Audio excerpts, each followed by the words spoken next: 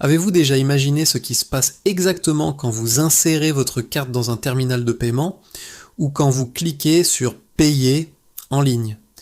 En moins d'une seconde, un processus incroyable impliquant au moins 5 acteurs différents se déclenche simultanément.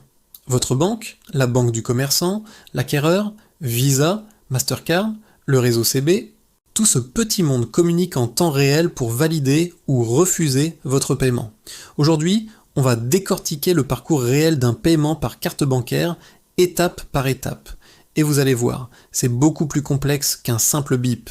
Tout commence avec vous, le titulaire de la carte.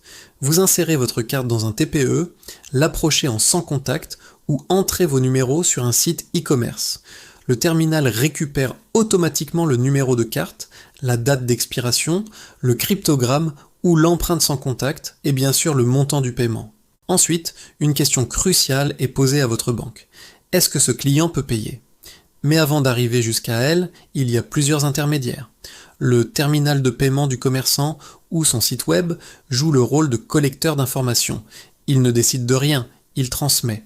Il envoie toutes ces données à un prestataire de services de paiement, un PSP, comme Stripe, PayPlug ou Worldline. Ce prestataire sert d'intermédiaire technique entre le commerçant et tout l'écosystème bancaire. Ensuite entre en scène l'acquéreur. C'est tout simplement la banque du commerçant, comme la BNP, la Société Générale ou le Crédit Agricole. C'est elle qui va demander l'autorisation de paiement pour le compte de son client, le commerçant. Elle prépare la requête officielle. Ce client veut payer 50 €. Est-ce qu'on peut accepter? Puis elle envoie cette demande vers les réseaux de cartes. Les réseaux de cartes comme CB, Visa ou Mastercard jouent le rôle de centrale de routage international. Ils reçoivent la demande et vérifient de quel pays vient la carte, qui est la banque émettrice et quel protocole de sécurité appliquer, comme le 3D Secure par exemple.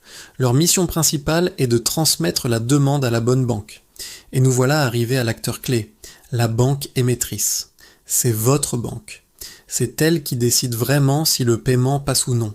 Elle vérifie en un éclair que votre carte est valide, que vous avez assez de fonds sur votre compte, qu'il n'y a pas de suspicion de fraude et que votre identité est bien confirmée, que ce soit par votre code PIN ou une validation sur votre smartphone. Si tout est OK, la banque répond « Autorisation acceptée ». Sinon, c'est le refus pour fonds insuffisants, limite de paiement atteinte ou fraude suspectée. Sa réponse repart alors en sens inverse, de votre banque vers le réseau, puis l'acquéreur, le commerçant, son terminal, et enfin jusqu'à vous. Tout ça en environ 300 millisecondes. Mais attention, même si le terminal affiche « paiement accepté », l'argent n'a pas encore bougé. On appelle ça une autorisation. Cela signifie que votre banque réserve le montant sur votre compte, mais n'a pas encore transféré les fonds. Le vrai transfert se fera plus tard. Quelques heures, ou même quelques jours plus tard. C'est l'étape du règlement. L'acquéreur envoie toutes les transactions de la journée au réseau qui les transmettent à leur tour aux banques émettrices. C'est seulement à ce moment que votre banque transfère réellement les fonds vers l'acquéreur, qui les verse enfin sur le compte du commerçant. Mais si vous avez payé 10 €, le commerçant ne reçoit pas 10 €. Sur un paiement de 10 €, voici ce qui se passe. D'abord, l'acquéreur prend des frais. Ensuite, le réseau comme Visa ou Mastercard prend aussi une petite commission.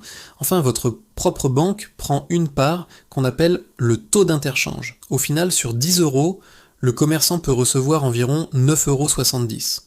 Ces montants varient beaucoup selon le pays, le type de carte ou le secteur d'activité. Alors, pourquoi tout ce système complexe existe?